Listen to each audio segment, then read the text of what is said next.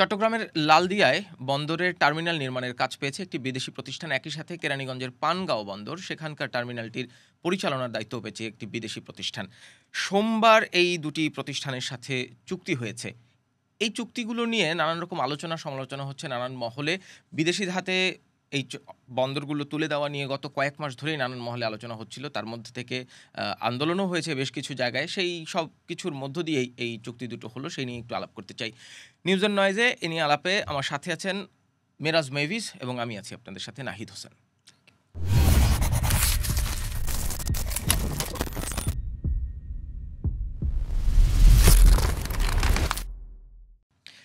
মিরাজ, যেটি বলছিলাম, এই যে লালদিয়া টার্মিনালের যে চুক্তি ৩৩ বছর মেয়াদী একটি চুক্তি, সোমবার এই চুক্তিটি সই করা হয়েছে। সোমবার সকালে রাজধানীর একটি ৫ তারকা হোটেলে এই চুক্তি হয়েছে বলা হচ্ছিল। এবং শুধু চুক্তি হওয়ার পরে যতগুলো সংবাদ আমরা দেখেছি, যত জায়গায় এটি নিয়ে কথা শুনেছি, একটাই অভিযোগ যে এটি খুব দ্রুততার সাথে করা হয়েছে এবং এই দ্রুততাকে অনেকে সন্দেহের চোখে দেখছেন। ঠিক কতটা দ্রুততার সাথে করা হয়েছে? চুক্তিটি আসলে খুব দ্রুততার সঙ্গেই করা হয়েছে। আমরা যদি এটার টাইম স্প্যানটা দেখতে পাই, তাহলে আমরা দেখব যে এটা মাত্র ২ সপ্তাহেরও কম সময়ে। যদি আমরা আসলে এক্স্যাক্টলি ফিগার দেখতে চাই, তাহলে ৪ নভেম্বর আসলে এই টার্মিনালের প্রস্তাবটা দাখিল করা হয়েছিল। এবং সেক্ষেত্রে আমরা চুক্তিটা দেখলাম, গতকালকে চুক্তিটা হয়ে গেছে ১৭ নভেম্বর। ঠিক আছে, তাহলে একদম ঠিক এক্স্যাক্টলি ২ সপ্তাহের মধ্যে এই লালদিঘির এই লালদিয়ার যে চুক্তিটি আছে, এই চুক্তিটি সম্পন্ন করা হয়েছে। ঠিক আছে, এবং এই টোটাল যদি চুক্তির আমরা যদি ইয়েটা দেখতে পাই, এটা সময়টা হলো ৪৮ বছরের মতো একটা মেয়াদি একটা বড় একটা চুক্তি হতে যাচ্ছে, যেখানে ৩০ বছর এবং পরে হলো ১৫ বছর আবার এক্সপ্যান্ড করা যাবে এবং ৩ বছর হলো প্রাইমারিলি ৩০ না, প্রাইমারিলি ৩৩ বছর, পরবর্তীতে বোধহয় ১৫ বছর, ৩০ বছর এবং ৩ বছর হলো যে এই বন্দর আর কি কার্যক্রম আর কি সম্পাদন করার কাজ, এবং ৩০ বছর হলো তাদের সঙ্গে চুক্তি, এবং তারপরে আবার এটা ১৫ বছর বাড়ানো যাবে। টোটাল ৪৮ বছরের মতো একটা দীর্ঘমেয়াদী একটা জিনিস আমি কার হাতে তুলে দিচ্ছি। তখন এটা নিয়ে আসলে আলোচনা অনেক জরুরি হয়, এবং পুরো বিষয়টা আসলে খুব দ্রুততার সঙ্গে এই জন্যই বলা হচ্ছে যে এত বড় একটা চুক্তি এবং একটা দীর্ঘ সময়ের চুক্তি, সেটা এত দ্রুত কেন সম্পাদন করা হবে। কিন্তু যারা এই সমালোচনাটা করছেন তারা এই বিষয়টিকে মাথায় রাখছেন। ধরেন অন্তর্বর্তীকালীন সরকার দায়িত্ব নেওয়ার পর তারা তো বলছিল যে এই ধরনের চুক্তি কিংবা কাজ দেওয়া বিদেশি প্রতিষ্ঠানগুলোকে কিংবা যে কোনো প্রতিষ্ঠানকে আমলাতান্ত্রিক জটিলতার কারণে অনেক দেরি হতো আগে, সেই আমলাতান্ত্রিক জটিলতা কমিয়ে এনে তারা খুব দ্রুততার সাথে কাজগুলো করছেন। কাজটা তো আমাদের দেশের জন্যও দরকার। সেই বিষয়টি মাথায় রেখে কি যারা সমালোচনা করছেন তারা সেটি মাথায় রাখছেন? আমার মনে হয় তারা সেটাও বিবেচনা করছেন, এবং তাদের মধ্যে কিছুটা শঙ্কাও থাকতে পারে, কারণ আমরা এর আগে একটা বিদ্যুৎ চুক্তি দেখেছি আদানির সঙ্গে, যেটা আসলে সেই চুক্তির অনেক কিছুই তখন নন ডিসক্লোজার ছিল এবং যেগুলি আমরা জানতাম না। পরবর্তীতে যখন আমরা দেখলাম যে সেই চেষ্টা করেও আমরা এই চুক্তিগুলির কিছু চেঞ্জ করতে পারিনি এখন পর্যন্ত। তো ওই মানে মানুষের যেটা ভয়টা রয়ে গেছে সেটা হচ্ছে ওই জায়গাটাতেই, যে এমন কোনো চুক্তিতে এমন কোনো ক্লজ থেকে গেল কিনা যেটা আমাদের জন্য পরবর্তীতে হার্মফুল হয়ে উঠতে পারে। আমার মনে হয় সেই জায়গাটা থেকে এরা খুব বেশি সচেতনভাবে এই জিনিসটা চাচ্ছিল যে এই গভর্নমেন্টের কাছে অ্যাটলিস্ট তারা চুক্তির শর্তগুলো বা কিছুটা হলো নন ডিসক্লোজার এগ্রিমেন্ট অবশ্যই থাকবে, এবং কিছু চুক্তির কিছু শর্ত অবশ্যই আমরা হয়তো সব কিছু জানতে পারবো না, কিন্তু প্রাইমারি যে জিনিসগুলো আছে এগুলো বোধহয় জনগণের সামনে আরেকটু উপস্থাপন করার একটা বিষয় ছিল। না, কিন্তু স্টেক হোল্ডাররা কি কোনো স্পেসিফিক বিষয় নিয়ে কথা বলছেন যে চুক্তিতে এই রকম ক্লজ কেন রাখা হলো কিংবা এরকম ক্লজ রাখা হয়নি কেন? চুক্তির ডিটেলটা তো নিশ্চয়ই স্টেক হোল্ডাররা এটা তো এখন পর্যন্ত ডিসক্লোজই হয় নাই, তো সো এটা তারা ক্লজ বাই ক্লজ এখন পর্যন্ত কেউ কিছু বলতে পারে নাই। তারা এই জন্যই শঙ্কা প্রকাশ করছে যে এটা ক্লজগুলো ডিসক্লোজ হয়ে গেলে খুব ভালো হতো তাদের একটা তো আন্দোলনও বোধহয় হয়েছিল এই লালদিয়াকে কেন্দ্র করে।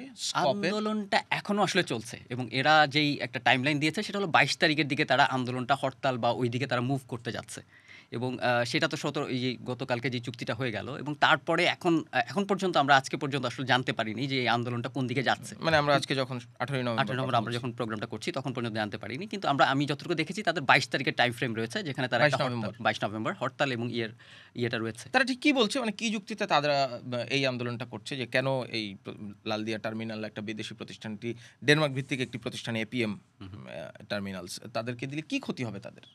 ক্ষতিটা কারণ এই প্রতিষ্ঠানটা তো খুবই অভিজ্ঞ, এবং আপনি নিশ্চয়ই একটু বলবেন ওই প্রতিষ্ঠানটি সম্পর্কে। এটি এখন যে প্রতিষ্ঠানের কাছে যা দেয়া হয়েছে এপি মোলার, এরা আসলে বিশ্বের প্রধান যে ১০টা টার্মিনাল আছে এর মধ্যে ৭টাই আসলে তারা এখন হ্যান্ডেল করে, যেটা আসলে খুবই স্পেসিফিকলি আসলে খুবই ভালো আমরা বলতে পারি। কিন্তু ওই যে সময় টাইম ফ্রেমটা এবং খুব দ্রুততার সঙ্গে চুক্তিটা করাটাই তাদের মনে অনেক সন্দেহ হয়েছে, এবং লাস্ট আমরা যেটা দেখেছি কিছুদিন আগে ট্যারিফ বাড়ানো হয়েছে বন্দরে, এবং তারা সেটা বলছে যে এই বিদেশি প্রতিষ্ঠানগুলোর হাতে তুলে দেওয়া হবে বলেই আগেই এই ট্যারিফটা বাড়িয়ে দেওয়া হলো। এইরকম নানা বিষয় শঙ্কা রয়েছে তাদের। এই সংখ্যা থেকেই তারা আর যে চুক্তির ক্লজগুলো তারা জানতে পারছে না, এই সংখ্যাগুলি তারা তুলে ধরছে। কিন্তু শ্রমিক ঐক্য পরিষদের সংখ্যাটা কেন, মানে তারা কি এইখানে যে কর্মসংস্থানের তৈরি হবে সেইখানে কি তাদের কর্মসংস্থান হবে না, মানে কিংবা তাদের ক্ষতিটা কি হবে? তাদের আসলে স্পেসিফিক্যালি প্রাইমারিলি তারা কোনো ইয়ের মধ্যে পড়ছে না। কিন্তু এখন যেহেতু জিনিসটা তাদের হাতেই হ্যান্ডেল করছে, এখন আপনার হাত থেকে কোনো কিছু যখন চলে যাবে, তখন আপনি নিশ্চয়ই প্রাইমারিভাবে আপনি কিছু শঙ্কা প্রকাশ করবেন। আমার মনে হয় তাদের সংখ্যাটা ওই জায়গাটাতে। চট্টগ্রাম বন্দরের যেটি New Mooring terminal, NCT container terminal, সেটিও তো ডিপি মোলারকে বোধহয় দেওয়ার একটি কথা হচ্ছিল, সেটি আপাতত তো বোধহয় স্থগিত রয়েছে। এবং এইটা সম্পর্কে আসলে আমরা এখন পর্যন্ত এই তত্ত্বাবধায়ক সরকার আসার পর থেকে ওইভাবে আমরা আলোচনায় আসলে খুব একটা বেশি দেখতে পাই। পরবর্তীতে তো আমরা দেখলাম নেভিকে দায়িত্ব দেওয়া হলো সেটি হ্যান্ডেল করার জন্য। আমাদের এখন এটা নিজেদের মধ্যেই আছে। আপনি যদি একটু লালদিয়া টার্মিনালের চুক্তিটার কথা বলেন, মানে এই চুক্তিতে যতদূর জানা যাচ্ছে এটার শো কেসটা কি সামনের দিনগুলোতে? এই ৩৩ বছর সময় তারা কি কি করবেন, কিংবা এই টার্মিনাল হ্যান্ডলিং এর সক্ষমতা কতদূর বাড়বে না বাড়বে? এখন পর্যন্ত যেই ইয়েটা আছে তাদের, এটা একটা দীর্ঘমেয়াদী চুক্তি এবং পুরো বিষয়টা আসলে আমাদের সক্ষমতা প্রায় পুরো দেশের সক্ষমতা আসলে আমাদের যেই টার্মিনাল যে ইয়ে করার, সেটা আসলে আমাদের প্রায় 40% বৃদ্ধি পাবে। মানে শুধু এই লালদিয়া টার্মিনালটি, শুধু লালদিয়া টার্মিনাল যদি ঠিকভাবে চালু করা যায় আমাদের, তাহলে আমাদের কি বলে এটাকে, হ্যান্ডলিং ক্যাপাবিলিটি আমাদের 40% বৃদ্ধি পাবে বলে বলা হচ্ছে এখন পর্যন্ত। এবং মানে এটা কি বার্ষিক? এক বছরে আমরা যা কন্টেনার হ্যান্ডেল করতে পারি এখন, তার চেয়ে 40% বৃদ্ধি পাবে, এবং যেটা আসলে হিউজ, এটা তো অনেক বড় একটা ব্যাপার। এবং এটার সঙ্গে আরো বেশ কিছু বিষয় যুক্ত রয়েছে, যে স্থানীয় যেই আমাদের ট্রান্সপোর্টেশন আছে এবং আছে, সেগুলো ইন্টারনালি ব্যবহার করতে হবে আমাদের দেশের যেই যারা রয়েছেন তাদের মাধ্যমে এইসব ব্যবহার করতে হবে। তো সেক্ষেত্রে আমাদের যে স্থানীয় যারা আছেন ব্যবসায়ী এবং তাদের ক্ষেত্রে এটা আসলে হেল্পফুল হবে আমার কাছে মনে হচ্ছে, যতটুকু আমরা দেখতে পাচ্ছি। একদম, মানে আপনার আমার কাছে মনে হচ্ছে গুরুত্বপূর্ণ যারা স্টেক হোল্ডার, তারা কি মনে করছেন? স্টেক হোল্ডারদের আসলে মূল জায়গাটা ওই জায়গায় যে তাদের সঙ্গে সঠিকভাবে আলোচনা করা হয়নি বলে তারা অভিযোগ তুলেছে বারবার, যেটা বারবার বলছে যে তাদের সঙ্গে আসলে আলোচনাটা করে এই চুক্তিটার মধ্যে গেলে ভালো হতো, এবং দ্রুততার সময় খুব দ্রুততার সঙ্গে চুক্তিটার কারণে তাদের মনে সন্দেহের একটা বীজ রয়ে গেছে। আমিও একটা টাইমলাইন দেখছিলাম, আমি যদি এক নজরে একটু বলি, যে এপিএম টার্মিনালস এইটার প্রস্তাবটা দাখিল করেছে 4 নভেম্বর, ঠিক তার পরদিন কারিগরি প্রস্তাব মূল্যায়ন হয়েছে, তারপর দিন আর্থিক প্রস্তাব মূল্যায়ন হয়েছে, 9 নভেম্বর বন্দর এবং এপিএম টার্মিনালসের মধ্যে আলোচনা হয়েছে, নেগোসিয়েশন যেটাকে বলে। তারপর বন্দর বোর্ড সভায় সেদিনই অনুমোদন দেওয়া হয়। 10 এবং 11 তারিখে আইন মন্ত্রণালয়, নৌ পরিবহন মন্ত্রণালয়ের অনুমোদন। 12ই নভেম্বর উপদেষ্টা কমিটির সভায়, যেটি অর্থনৈতিক বিষয় সংক্রান্ত, সেইখানে অনুমোদনের সুপারিশ। 16ই নভেম্বর প্রধান উপদেষ্টার চূড়ান্ত অনুমোদন। এরপর সেই দিনই এপিএম টার্মিনালসকে লেটার অফ অ্যাওয়ার্ড দেওয়া হয় এবং 17ই নভেম্বর চুক্তি সই হয়। মানে 4 নভেম্বর থেকে 17ই নভেম্বর, ঠিক 14 দিন, আমি যদি ভুল না করি, 14 দিনের মধ্যে সামগ্রিক কাজকর্ম শেষ হয়েছে। এটার সঙ্গে যদি আপনি পানগাঁওটা চিন্তা করেন, তাহলে পানগাঁওটা দেখবেন 6 নভেম্বর কারিগরি মূল্যায়ন কমিটির প্রতিবেদন জমা দেওয়া হয়েছিল, এবং তারপরে 9 নভেম্বর আর্থিক মূল্যায়ন কমিটির প্রতিবেদন জমা দেওয়া হয়েছে, এবং 10 নভেম্বর বন্দর থেকে নৌ পরিবহন মন্ত্রণালয়ের প্রতিবেদনটি পাঠানো হয়েছে, এবং 17 তারিখ আসলে চুক্তিটি হয়ে গেছে। দুটি আসলে খুব দ্রুততার সময় করা হয়েছে এবং একই দিনে চুক্তি করা হয়েছে। অন্য টার্মিনাল যেগুলো আছে, মানে বিশেষ করে এনসিটি, এবং এই বিষয়ে আমি আরেকটু বলে রাখি যে লাল দিয়ার সেটা হলো যে 62 দিনের একটা টাইম ফ্রেম ধরা হয়েছিল যখন আইএফসি এটা চুক্তিটা নিয়ে আলোচনা করছিল আমাদের সঙ্গে। 62 দিনের একটা টাইম ফ্রেম, তো সেই 62 দিনের টাইম ফ্রেম আসলে 14 দিনে নামিয়ে আনাটাও একটা বড় একটা হয়েছে আসলে। মানে কাজটি সম্পাদন করার জন্য 62 দিনের টাইম ফ্রেম ধরা হয়েছিল, সেই জায়গায় 14 দিন লেগেছে। 14 দিন শেষ করা। কিন্তু আমরা যে ধরনের আমলাতান্ত্রিক জটিলতার কথা আগে শুনতাম, সেই বিবেচনায় তো ধরেন এটা এক ধরনের উৎসাহব্যঞ্জক বটে। ডেফিনেটলি আপনি এই লাল দিয়ার কথাই যদি চিন্তা করেন, এর আগে 2013 সাল থেকে 2017 সাল পর্যন্ত শুধু আমরা আলোচনাই করেছি, চুক্তিটি হয়নি, এবং সেই চুক্তিটি এখন মাত্র 14 দিনের মধ্যে আপনি সম্পাদন করতে পেরেছেন। সেটা আসলে একদিক থেকে অবশ্যই ভালো। মানে স্টেক হোল্ডাররা তো ভালো বলছে না। স্টেক হোল্ডারদের সঙ্গে চুক্তির অ্যাগ্রিমেন্টের যদি ক্লজগুলো ডিসক্লোজ না করা যায়, ততক্ষণ পর্যন্ত এদেরকে আপনি বোঝানোটা ডিফিকাল্ট আসলে কোথায় হচ্ছে। তারা কি একদম ধরেন ইন্টারনালিও কোনো আলাপ আলোচনা করেন স্টেক হোল্ডারদের সাথে, যারা ধরেন এইটা পরিচালনার সাথে যুক্ত? যখনই আসলে কোনো চুক্তি হয় তখন তো প্রাইমারিভাবে স্টেক হোল্ডারদের সঙ্গে আলোচনা হয়, ইন্টারনাল এবং এক্সটার্নাল কিছু আলোচনা হয়, এবং এইটা আসলে কতটুকু ইনডেপথ হয়েছে এই বিষয়টা আমরা আসলে খুব বেশি আমাদেরকে আমরা দেখতে পাইনি। পানগাঁওয়ের চুক্তিটা নিয়ে একটু বলবেন, মানে এইটার ইমপ্লিকেশন কি, কিংবা কত বছরে কি করবে তারা? এটা 22 বছরের জন্য যাচ্ছে, এটাও একটা লম্বা সময় আসলে টাইম ফ্রেমে। 22 বছরের জন্য এই দায়িত্বটা তারা। পানগাঁও তো পেয়েছে বোধহয় সুইজারল্যান্ড ভিত্তিক একটি প্রতিষ্ঠান, এটা মেডলক। হ্যাঁ, মেডলক পাচ্ছে, মানে মেডলককে অলরেডি দেয়া হয়েছে আসলে। এটা একটা দীর্ঘ সময়ের, একটা 22 বছর, একটা লম্বা সময় টাইম ফ্রেমে এরা যে কাজটা করবে, এরাও আসলে ইন্টারনালি আমাদের যেই ব্যবস্থা আছে তাদের মাধ্যমে এগুলি হ্যান্ডেল করবে, এবং সেখানে খরচ কিছুটা কমিয়ে আনা যাবে বোধহয় আমাদের কাছে যতটুকু আমরা দেখতে পেয়েছি। তাদের চুক্তির যেই কথাগুলো বলা হয়েছে গতকালকে আসলে চুক্তির পরপর প্রকাশ করা হয়েছে, এবং বিভিন্ন যে বক্তব্যগুলো দিয়েছেন আমরা দেখতে পেয়েছি, সেখানে বলা হয়েছে যে এই টার্মিনাল যে হ্যান্ডেলিংয়ের যে বিভিন্ন বিষয় থাকে আসলে, ঠিক আছে? যেমন একটা কার্গো যখন হ্যান্ডলিং করা হয় তখন যাতে ধরেন আপনি নৌপথে নিচ্ছেন, তারপরে এটা বিমান পথে, তারপরে এটা রেল বা এবং দেন সড়ক পথে যাচ্ছেন, তখন প্রত্যেকটা ক্ষেত্রে আলাদা আলাদাভাবে টার্মিনাল ইয়েটা যখন চেঞ্জ করতে হয় তখন বেশ কিছু খরচের প্রয়োজন হয়। কিন্তু এইটা একটা সিঙ্গেল মোল্ডে যাবে, যেখানে হলো যে অন্য খরচগুলো কমে যাবে আসলে। এই টার্মিনালের যে ইয়েটা আছে আমাদের। এবং তাতে কি লিড টাইম লিড কমবে? টাইমটা কমবে, রাইট, এক্সাক্টলি। লিড টাইমটা কমে আসবে এই ইয়েটার ফলে, ব্যবস্থার ফলে। ব্যবসায়ীরা কিছু বলছেন? মানে যারা আসলে কন্টেনারটা ব্যবহার করেন মাল পাঠানোর ক্ষেত্রে কিংবা মাল নিয়ে আসার ক্ষেত্রে বিভিন্ন ধরনের পণ্য পরিবহন যারা করেন, তারা কি কোনো ব্যবসায়ীরা এক্সপ্রেশন এখন দিচ্ছেন? পর্যন্ত যতটুকু আমি দেখেছি তারা সবাই স্বাগতই জানিয়েছে। কারণ তারাও আসলে পুরোপুরি প্রক্রিয়াটা জানে না। এটা কি তাদের কস্ট বাড়বে বা কমবে, এই জিনিসগুলো তারা আসলে খুব একটা বেশি ক্লিয়ার না। কারণ কিছুদিন আগেই ট্যারিফ বাড়ানো হয়েছে তাদের বন্দর হ্যান্ডলিং এর ক্ষেত্রে, এবং তারপরে তাদের মধ্যে একটা শঙ্কা ছিল যে এইটা আবারও কোনো কিছু বাড়বে কিনা। কিন্তু আমি যতটুকু শুনেছি যে এখন পর্যন্ত তাদের এরকম কোনো প্ল্যানে, এরকম চুক্তিতে এরকম কিছু রাখা হয়নি যে তারা চাইলেই এরকম বড় পরিমাণে অর্থ বাড়াতে পারবে। এই ধরেন লালদিয়া টার্মিনালটা কতদিন লাগতে পারে মানে চুক্তি অনুযায়ী এই কাজ শেষ ৩ হতে, মানে বছরের ফাংশন হতে? ৩ বছরের একটা টাইম ফ্রেম দেয়া হয়েছে, যেখানে ২০৩০ থেকে আসলে এটার কার্যক্রম শুরু হবে বলে বলা হচ্ছে।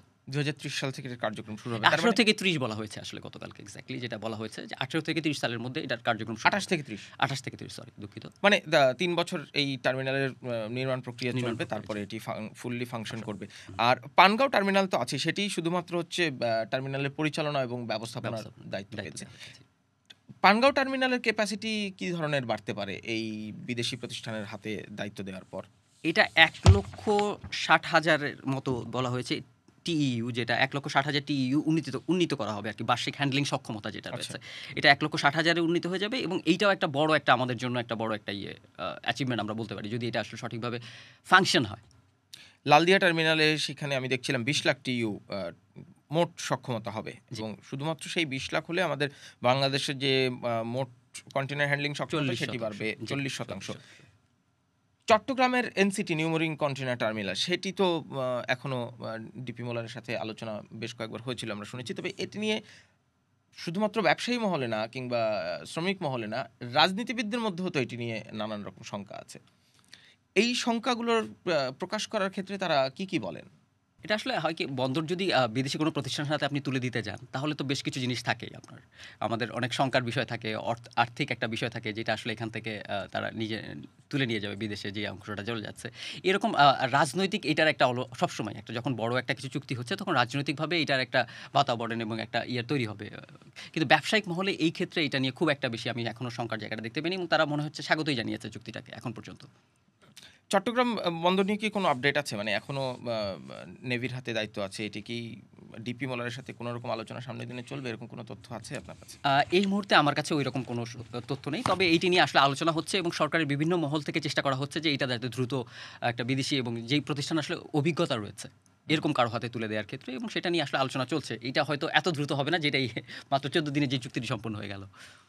এই যে ডেনমার্কের যে প্রতিষ্ঠানটিকে লালদিয়া টার্মিনাল কাজ দেয়া হলো, এটি প্রধান উপদেষ্টা যেদিন জাতির উদ্দেশ্যে ভাষণ দেন, সেদিন কি একটু ইঙ্গিত দিয়েছিলেন? ইঙ্গিত না, তিনি পরিষ্কার করেই বলেছিলেন বোধহয় ডেনমার্কের এই প্রতিষ্ঠানটির কথা। হ্যাঁ, তিনি আসলে আগে থেকেই এটা আসলে ধারণা দিয়েছিলেন যে এরকম আমাদের চুক্তিটি হতে যাচ্ছে খুব শীঘ্রই, এবং সেটা আমরা তখন দেখেছি যে তার কথায়, মানে তার যে জাতির উদ্দেশ্যে যে ভাষণটা ছিল সেখানেই তিনি এরকম একটা ইনসাইট দিয়ে দিয়েছিলেন আগে থেকে, যে চুক্তিটি মোটামুটি সম্পূর্ণ হয়ে যাচ্ছে এবং খুব দ্রুতই এটা আসলে অ্যাপ্লিকেবল পর্যায়ে চলে যাবে। তারপরে তো আমরা নানান রকম আলোচনা দেখছি। আরও অনেকগুলো টার্মিনাল বিদেশি প্রতিষ্ঠানকে দায়িত্ব দেওয়ার আলোচনা চলছে। সেই আলোচনার মধ্যে দিয়ে নানান সমালোচনাও হবে, আমরা সেগুলোও দেখব। আপনাকে ধন্যবাদ আমাদের আজকে যুক্ত হওয়ার জন্য নিউজের নয়েজে। Thank you. কথা বলছিলাম বিভিন্ন বিদেশি প্রতিষ্ঠানের হাতে বাংলাদেশের বন্দর তুলে দেওয়া। এটি বন্দর তুলে দেওয়া একটি রেটরিক হিসেবে ব্যবহার করা হয়। তবে বিদেশি প্রতিষ্ঠানগুলো যারা এইসব কাজে অভিজ্ঞ, তাদেরকে এই বন্দর পরিচালনার দায়িত্ব দেওয়া হচ্ছে। কিন্তু আলোচনা এবং সমালোচনা থেমে নেই। আপনাদের মন্তব্য জানতে চাই, আপনারা কি মনে করেন যে এই বন্দরগুলো, যেই বন্দরগুলো বাংলাদেশের অর্থনীতির অন্যতম চালিকা শক্তি, সেই বন্দরগুলো দেশীয় প্রতিষ্ঠানের বাইরে বিদেশি প্রতিষ্ঠান, অভিজ্ঞ প্রতিষ্ঠানও যদি চালায়, তাতে কোনো রকম শঙ্কা কিংবা আতঙ্ক, হুমকি তৈরি হয়? আপনার মন্তব্যগুলো জানান আমাদের সোশ্যাল মিডিয়া হ্যান্ডেলগুলোতে, কারণ আমরা চাই কথা চলুক।